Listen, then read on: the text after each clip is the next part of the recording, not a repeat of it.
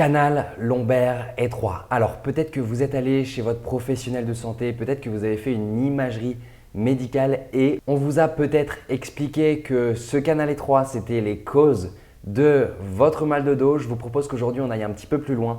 On aille analyser finalement qu'est-ce que c'est concrètement ce canal étroit. Est-ce qu'on peut guérir d'un canal lombaire étroit? Est-ce qu'il faut s'inquiéter? Est-ce qu'on peut travailler? Est-ce qu'on peut quand même vivre?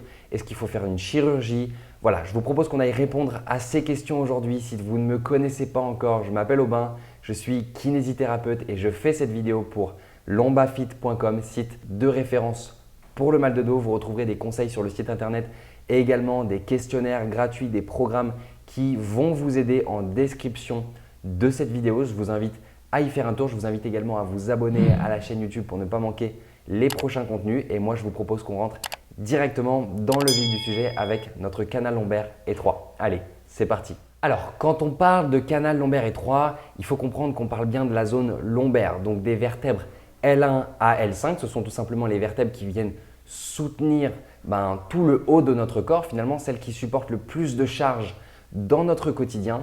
Et on va parler de canal lombaire étroit lorsque le canal rachidien, donc finalement l'espace qui laisse passer toutes les structures nerveuses, vient rétrécir. On parle de canal lombaire étroit lorsque celui-ci passe en dessous des 13 mm. La taille normale, normalement, c'est 15 mm au niveau du diamètre. Et finalement, quelles sont les causes? Pourquoi est-ce qu'on se retrouve à avoir un canal étroit? Eh bien, les causes peuvent être multiples. En général, on retrouve l'arthrose. L'arthrose, c'est tout simplement un processus normal de vieillissement du squelette qui fait qu'on va avoir peut-être des petites dégénérescences au niveau des disques. Et c'est exactement comme la dégénérescence qu'on peut voir sur la peau au niveau visible, les rides. Eh bien finalement, l'arthrose, ça va être les rides de notre squelette. C'est totalement normal. Ce n'est pas forcément corrélé aux douleurs. Par contre, ça peut avoir pour effet un rétrécissement du canal lombaire. On peut retrouver aussi des problématiques comme les spondylolisthésis. Ça va être tout simplement un glissement au niveau des vertèbres. On peut retrouver également des hernies discales, des protusions, des discopathies dégénératives. La discopathie dégénérative, c'est la même chose, c'est un processus de dégénérescence au niveau des disques qui en général se fait avec la vieillesse, qui peut aussi avoir un impact avec la génétique en fonction de votre génétique de base. Donc voilà les causes principales finalement d'un canal lombaire étroit. Donc maintenant, qu'est-ce qui se passe au niveau symptomatique? Qu'est-ce qu'on ressent quand on a un canal lombaire étroit? Alors déjà, il faut savoir la première chose que ce n'est pas forcément directement corrélé avec votre douleur. D'accord? Il est probable que vous ayez une douleur lombaire aujourd'hui, que vous aviez déjà un canal lombaire étroit précédemment, même quand vous n'aviez pas de douleur. Donc voilà, c'est déjà la première chose que je voulais voir avec vous, c'est de décorréler et que le mal de dos est toujours multifactoriel. On ne peut pas mettre le doigt sur une seule cause. Par contre, en effet, un canal lombaire étroit peut aussi provoquer du coup une irritation au niveau des nerfs. Forcément, étant donné que le canal est rétréci, il va venir frotter, il va venir irriter la zone nerveuse et du coup provoquer des douleurs. Ça peut être provoquer des douleurs dans la zone du bas du dos, provoquer des douleurs sciatiques, des douleurs de cruralgie et tout type finalement de douleurs irradiantes qui vont venir impacter votre quotidien, créer des douleurs et peut-être vous limiter dans certains domaines de votre vie. Maintenant, je vous propose qu'on aille voir ensemble des solutions concrètes.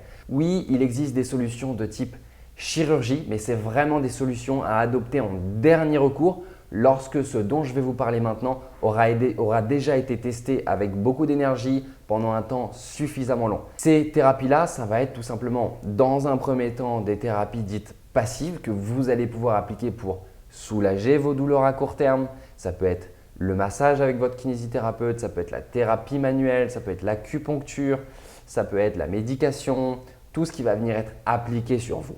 Et ces thérapies-là, ça va être génial parce qu'elles vont vous permettre d'abaisser votre niveau de douleur, abaisser vos symptômes pour vous permettre derrière d'utiliser des thérapies dites actives. C'est vraiment à cet endroit-là que j'ai envie d'amener votre attention aujourd'hui. Quand je parle de thérapie active, je parle de remettre votre corps en mouvement, bouger plus, faire des exercices. D'ailleurs, je vous partagerai juste après quelques exercices spécifiques que vous pourrez utiliser pour soulager vos douleurs.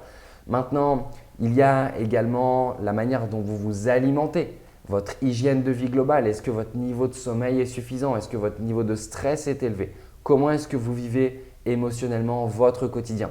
On a tendance à sous-estimer ces impacts-là, ces facteurs-là parce qu'ils ne sont pas directement visibles Et pourtant, c'est en général en mettant votre conscience et en appliquant et en mettant en place des actions pour améliorer cette hygiène de vie globale que vous allez avoir des vrais résultats sur le long terme. D'accord? Donc, je tiens vraiment à amener votre attention là-dessus. D'ailleurs, pour les personnes qui souhaitent aller plus loin sur comment optimiser votre hygiène de vie, je vous inviterai à aller voir en description de cette vidéo. Vous retrouverez aussi du contenu pour vous aider à ce niveau-là.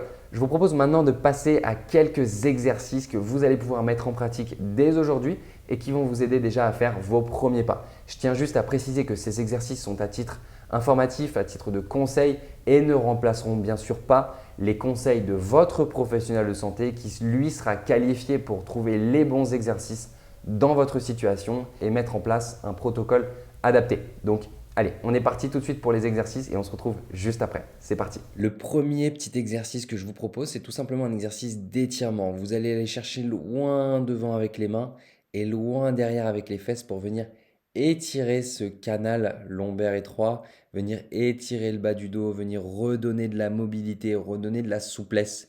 C'est un exercice qui fait du bien et qui va vous apporter aussi des bénéfices sur le soulagement de vos symptômes.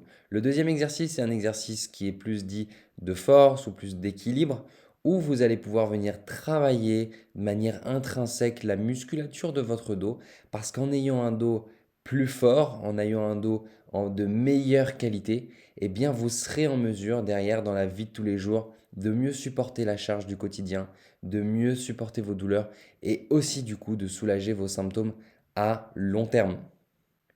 Ok, et le dernier exercice que je vous montre aujourd'hui, peut-être que vous connaissez déjà cet exercice qu'on peut appeler le pont fessier, où on va venir tout simplement chercher à repousser fort le sol avec les fessiers. On travaille le bas du dos, on travaille les fessiers. C'est pareil, c'est un exercice de force qui va vous rendre meilleur, qui va permettre de soulager vos symptômes sur le long terme et d'apporter aussi une meilleure qualité, une meilleure circulation du sang.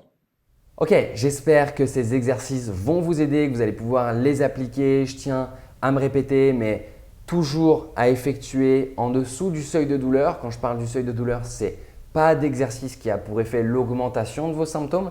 Donc à vous de trouver le bon dosage, la bonne amplitude, la bonne intensité qui n'augmente pas vos douleurs tout simplement. La douleur, c'est un signal largement suffisant pour vous permettre de savoir si un exercice est bon pour vous ou pas. Voilà, j'espère que cette vidéo vous aura aidé. Encore une fois, je vous invite à aller voir en description de cette vidéo. Vous retrouverez énormément de contenu supplémentaire pour vous aider sur le site de lombafit.com, sur les différents liens qu'on vous a partagés. Également, je vous invite à vous abonner à la chaîne YouTube si ce n'est pas encore fait et à nous laisser un petit commentaire pour nous dire ce que vous en avez pensé et pour qu'on puisse derrière vous aider au mieux. Je vous souhaite une magnifique journée et je vous dis à très vite.